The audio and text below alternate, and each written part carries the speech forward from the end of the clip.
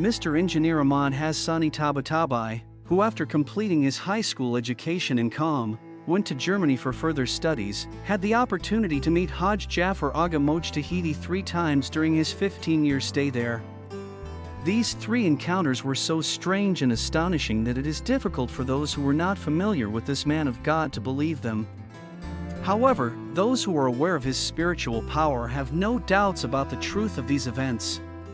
He narrated to me, when I was residing in the city of Aachen, Germany, one day as I returned to my apartment from the university, I found a note left behind the door. In that note, Mr. Mojtahidi had written that he had come to Germany for some business and wished to see me.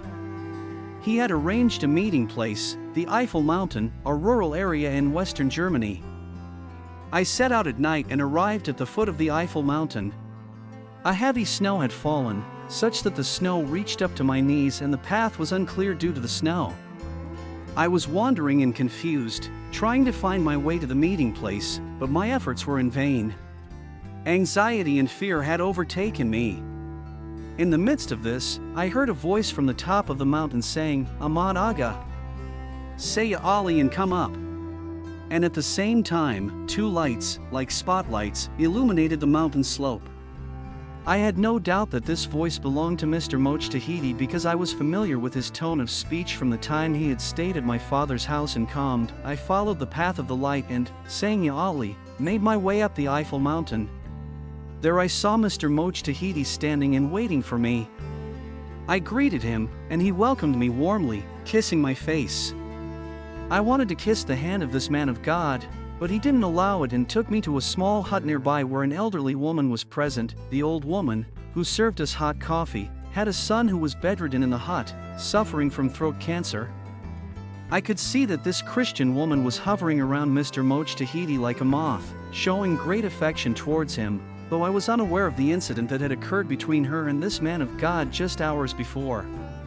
My curiosity was piqued, and I wanted to know what had transpired during this sudden visit. After a few moments of rest and drinking a few cups of coffee, I asked the Christian woman, "Have you seen this gentleman before?" She said, "I saw him for the first time here a few hours ago, and I thought that the son of Lady Mary had come to help me." I asked, "What problem did you have?" She said, "About 3 months ago, my only son was diagnosed with throat cancer. A large tumor that had grown in the outer area of his throat had paralyzed his vocal cords, rendering him unable to speak. During this period, despite following the prescribed treatments from specialist doctors, there was no improvement, and my son became weaker by the day. It reached the point where, a few days ago, he could no longer walk, and his attending physician, who had lost hope in his recovery, advised me to take him to our mountain hut and not to torment him further with injections and medication. I realized that my son's condition was beyond hope and that they had given up on him. 2 days ago, at dusk, according to the beliefs we Christians hold, I turned to the Virgin Mary and pleaded with her to heal my son. For a brief moment, I fell asleep. In a dream, the Virgin Mary appeared to me and said, "The book of your son's life has been closed, and there is nothing I can do." I said, "Your son, Jesus Christ, could bring the dead back to life. My son is not dead yet. Please ask him to help me. He is my only son and supports my life. I cannot live without him." She replied, "Even my son cannot do anything in this matter." I said, "Then show me a way. I am desperate and lost, and I need your guidance." She responded, "When my son and I face unsolvable problems, we turn to the Prophet of Islam. He and his family are very close to God, and God answers their prayers." I asked, "How can I reach this Prophet of God?" She said, "In the same way you reached me. His name is Muhammad, and he has a daughter named Fatima, who is very dear and honored by God. She has a son named Mahdi, who is today God's representative on earth. Call upon these 3 blessed names and ask the mother of this divine representative to request the healing of your son from Mahdi." When I woke up, I still remembered these 3 blessed names.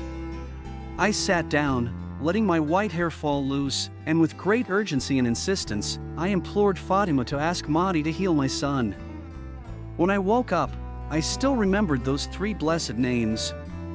I sat down, letting my white hair fall loose, and with great urgency and insistence, I pleaded with Fatima to ask Mahdi to heal my son. Then, just a few hours ago, this young man came to my hut and said, "Mother, do not worry, the son of Fatima will heal your son."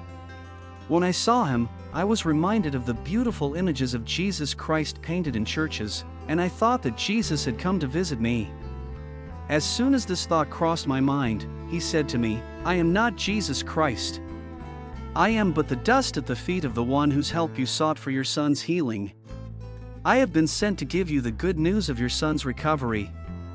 He then sat by my son's bedside and began to recite some prayers. Afterward, he placed his hand under my son's back and uttered a word aloud that did not resemble those three names. Moments later, my son sat up in his bed and said, "Mother, I'm very thirsty, I'm very hungry." My son had not felt thirst or hunger for days, and even when I tried to give him something, he couldn't swallow it, so I had been caring for him by administering 4 fluids. So when he said, "I'm very thirsty, I'm very hungry," I knew that Mahdi's grace had taken effect, and I was certain that he had been healed. I asked the Christian woman, "In what language did this man speak to you that you could understand his words?" She replied, "In German." It seemed as if he had lived here for years. He is a strange man. And when I asked Mr. Mojtahidi, "What word did you say aloud when you placed your hand under the sick young man's back?" he replied, "Dear Ahmad Aga, we simply said Ya Ali and it was done." During the few hours we were there, the health of that sick young man gradually improved to the point where he was able to move with the help of a cane, and the large tumor in his throat began to shrink. The young man, in a remarkable turn of events, comforted his elderly mother, saying, "Mother, don't worry. I feel that I am completely fine now. From now on, I will take care of all your needs, just like before. Our difficult days are over. We will live together again, just like before." God is great.